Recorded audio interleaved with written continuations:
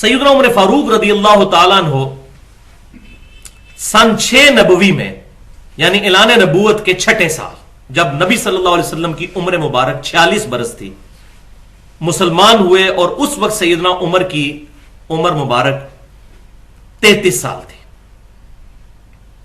انہوں نے اسلام قبول کیا اور 40ویں نمبر پر مسلمان ہوئے.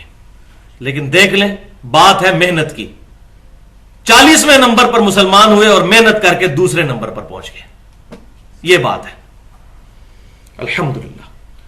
تو پہلی حدیث جامعہ ترمذی میں اور بڑی کریٹیکل حدیث ہے، لہذا نمبر بھی سن لیجئے 3681 کہ نبی صلی اللہ علیہ وسلم نے سیدنا عمر کو اللہ سے مانگ کر لیا تھا اور دعا کی کہ اے اللہ ابو جہل اور عمر ابن خطاب میں سے جو تجھے زیادہ پسند ہو، ادھر الفاظ پر غور کریں،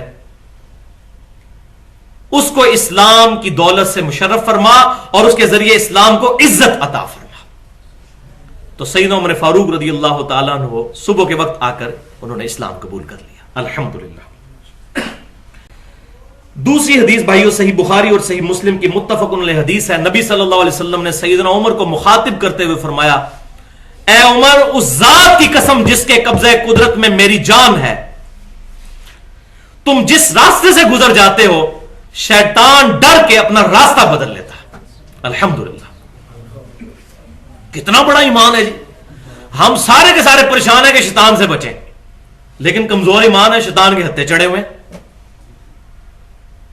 کیا علماء اور کیا عوام الناس. اور سیدنا عمر جس راستے سے گزرے شیطان بھاگ کر اپنا راستہ دوسرا اختیار کر لیتا ہے. تیسری حدیث بھی صحیح بخاری اور صحیح مسلم سے متفق علیہ.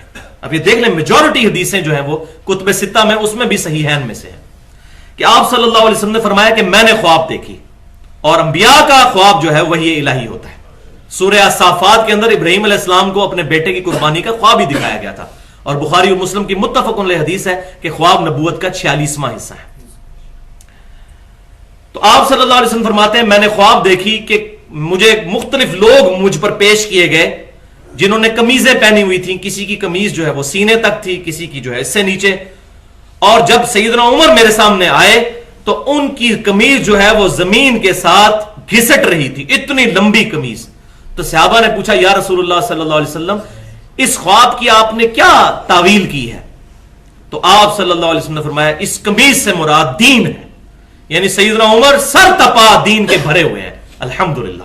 اور بالکل اسی کانٹیکسٹ میں صحیح بخاری اور صحیح مسلم میں ایک اور حدیث بھی ہے کہ آپ صلی اللہ علیہ وسلم فرماتے ہیں خواب میں مجھے ایک پیالہ دودھ کا پیش کیا گیا جس کو میں نے پیا اور خوب پیا، یہاں تک کہ میرے ناخنوں پر بھی اس کے اثرات سفیدی کے ظاہر ہو گئے. یہ میں نے اپنے خواب میں دیکھا.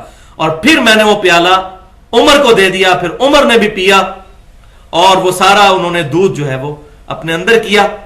تو صحابہ کرام نے پوچھا یا رسول اللہ صلی اللہ علیہ وسلم آپ نے اس کی تعویل کیا کی ہے؟ تو فرمایا اس سے مراد علم ہے، دین بھی اور علم بھی الحمدللہ.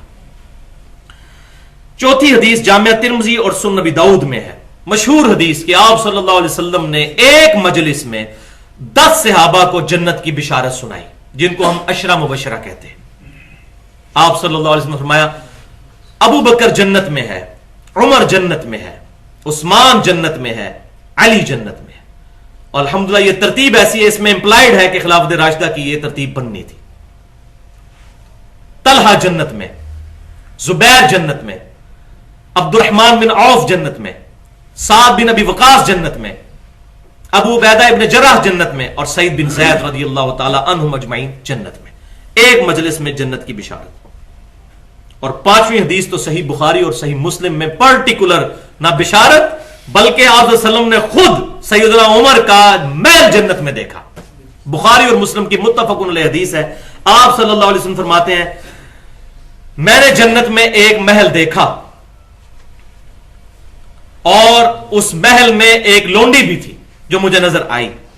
تو میں نے فرشتوں سے پوچھا یہ کس کا محل ہے؟ تو مجھے بتایا گیا عمر ابن خطاب کا محل ہے الحمدللہ.